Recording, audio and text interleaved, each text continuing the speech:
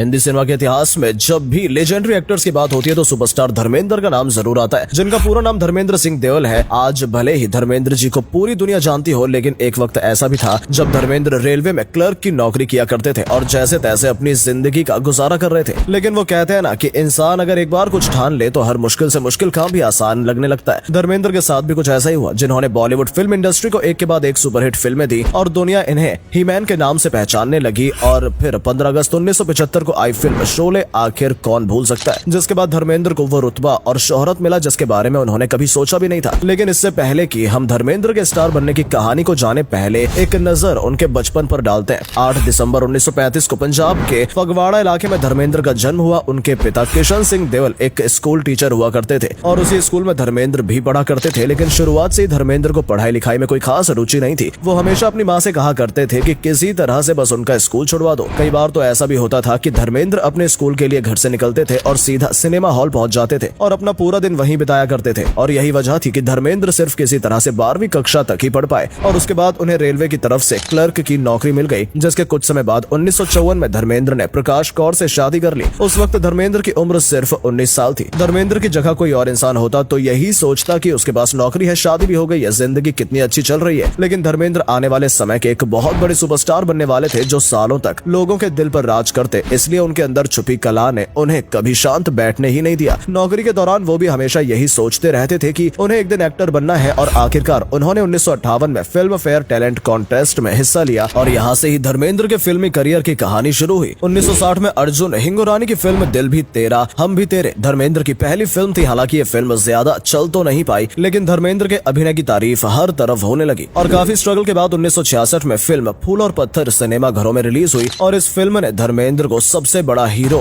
का film fair पुरस्कार जितवाया। हालांकि धर्मेंद्र ने हिंदी सिनेमा में अपने करियर की शुरुआत बतौर रोमांटिक एक्टर के तौर पर की थी, लेकिन जब उन्होंने पहली बार एक्शन किया तो उनके चाहने वालों की संख्या दोगुनी हो गई। आपको हैरानी होगी जानकर कि आज के वक्त में जहां बड़े बड़े एक्टर एक्शन करने से डरते हैं, वहीं धर्मेंद्र ने फिल्म आंखें में एक शेर से लड़ाई की थी और ये शेर बिल्कुल असली था, जिसके बाद से लोग धर्मेंद्र को शेरों का शेर धर्मेंद्र भी कहने लगे। हालांकि धर्मेंद्र को सबसे बड़ी कामयाबी फिल्म सत्यकाम और शोले के बाद मिली और इस फिल्म के लिए उन्हें आज तक याद किया जाता है। अगर आपने शोले फिल्म देखी है तो फिर आप खुद ही समझ गए होंगे कि धर्मेंद्र किस तरह के अभिनेता रह चुके हैं। शोले फिल्म रिलीज होने के बाद धर्मेंद्र को अब पूरी दुनिया में लोग जानने लगे थे और उनका नाम दुनिया के टॉप 5 एक्टर में भी दर्ज हो गया था। और अब तक बॉलीवुड इंडस्ट्री भी ये बात समझ गई थी कि धर्मेंद्र एक ऐसा एक्टर है जो हर तरह का किरदार निभा सकता है। फिर चाहे बात की जाए फिल्म सत्यकाम की, जिसमें धर्मेंद्र ने एक ईमानदार हीरो का रोल निभाया था, या फिल्म शोले की जिसमें धर्मेंद्र एक एक्शन हीरो बने थे, या फिर फिल्म चुपके चुपके की जिसमें धर्मेंद्र ने एक कॉमेडियन का रोल निभाया था। इन सभी फिल्मों को धर्मेंद्र के चाहने वालों ने बहुत पसंद किया था और हिंदी सिनेमा का हर बड़ा डायरेक्टर प्रोड्यूसर धर्मेंद्र के साथ काम करना चाहता था। सिर्फ यही नहीं बल्कि धर्मेंद्र ने उस जमाने की सबसे मशहूर अभिनेत्रियों के साथ भी काम किया था, जिसमें मीना कुमारी, सायरा बानो और नूतन जैसी कमाल की अभिनेत्रियां भी शामिल थी। लेकिन फिल्म शोले के दौरान धर्मेंद्र को अपनी ड्रीम गर्ल मिल गई। जी हाँ, हम हेमा मालिनी जी की बात कर रहे हैं। वैसे तो धर्मेंद्र पहले से ही शादीशुदा थे, लेकिन हेमा मालिनी को देखने के बाद उन्होंने ठान लिया कि उन्हें अपनी ड्रीम गर्ल से शादी करनी है और इस जोड़ी को हिंदी सिनेमा के चाहने वालों ने भी काफी पसंद किया। और यही वजह थी कि धर्मेंद्र और हेमा मालिनी ने कई फिल्में साथ की थी, जिनमें सीता और गीता, राजा रानी, तुम हसीन मैं जवान, दोस्त, चाचा भतीजा और कभी ना भूलने वाली फिल्म शोले भी उन फिल्मों में शामिल थी। ये सभी फिल्में बॉक्स ऑफिस पर सुपरहिट तो साबित हुई थी, बल्कि हेमा मालिनी और धर्मेंद्र की जोड़ी भी सुपरहिट हो गई। अब धर्मेंद्र एक सुपरस्टार बन चुके थे, जिनकी पहचान दुनिया भर में हो चुकी थी। अब ऐसे में इनका नाम कंट्रोवर्सी के घेरे में ना आता, ऐसा हो ही नहीं सकता था। और कंट्रोवर्सी होनी तब शुरू हुई जब हेमा मालिनी और धर्मेंद्र के बीच नजदीकियां बढ़ी, क्योंकि धर्मेंद्र पहले से ही शादीशुदा थे और बहुत से लोगों को ये बात पसंद नहीं आई। हालांकि धर्मेंद्र और हेमा मालिनी के लिए भी मुश्किलें कम कुछ नहीं थी, क्योंकि धर्मेंद्र अपनी पहली बीवी को डाइवोर्स नहीं देना चाहते थे और दूसरी तरफ हेमा मालिनी का पूरा परिवार भी इस रिश्ते के खिलाफ था। और जैसा कि आप जानते होंगे कि हिंदू धर्म में दूसरा विवाह नहीं किया जा सकता, इसलिए धर्मेंद्र ने हेमा मालिनी से लीगल तौर पर शादी करने के लिए इस्लाम धर्म अपना लिया। जी हाँ, हो सकता है आप में से बहुत से लोगों को इस बात के बारे में जानकारी ना हो, लेकिन ये सच है कि धर्मेंद्र हेमा मालिनी से शादी करने के लिए इस्लाम धर्म अपना चुके थे और अपना नाम दिलावर रख लिया था, जबकि हेमा मालिनी ने अपना नाम आयशा कर लिया था। और इस तरह से 1980 में आखिरकार धर्मेंद्र और हेमा मालिनी ने शादी कर ली और उसके बाद की कहानी तो आपको पता ही है। अब तक धर्मेंद्र ने जो कुछ चाहा वो उन्हें मिला, लेकिन अभी भी धर्मेंद्र की एक ख्वाहिश बची थी और वो थी राजनीति में अपनी पहचान बनाना। हालांकि एक इंटरव्यू के दौरान जब धर्मेंद्र से पूछा गया कि उन्होंने राजनीति में आने का फैसला क्यों किया, तो उसके पीछे उन्होंने अटल बिहारी वाजपेयी जी का नाम लिया और कहा कि उन्होंने ही मुझे ये सलाह दी थी कि उन्हें राजनीति में उतरना चाहिए। और उसके बाद धर्मेंद्र ने राजनीति में कदम रखा। आपको बता दें कि धर्मेंद्र ने भारतीय जनता पार्टी की ओर से 2004 में बीकानेर की सीट से चुनाव लड़ा था और उस सीट से उन्हें जीत भी हासिल हुई हुई थी। हालांकि धर्मेंद्र बताते हैं कि उन्होंने कभी नहीं सोचा था कि वो चुनाव भी जीत सकते हैं, और चुनाव जीतने के बाद उन्हें थोड़ा डर भी लगा था, क्योंकि वो अब तक राजनीति के बारे में ज्यादा कुछ नहीं जानते थे। लेकिन लोगों ने उन्हें इतना प्यार दिया कि धर्मेंद्र ने राजनीति में भी अपनी पहचान बना ली। लेकिन ये बात भी सच है कि कई सालों बाद धर्मेंद्र ने एक इंटरव्यू में ये भी कहा था कि उन्हें राजनीति में आने का काफी पछतावा हुआ था, क्योंकि वो जिस तरह के इंसान थे उनके लिए राजनीति कर पाना बहुत मुश्किल हो गया था। धर्मेंद्र बताते हैं कि कई बार तो ऐसा होता था कि काम वो खुद करते थे और उसका क्रेडिट कोई और ले जाता था। इसलिए धर्मेंद्र ने ये तक कह दिया था कि एक अभिनेता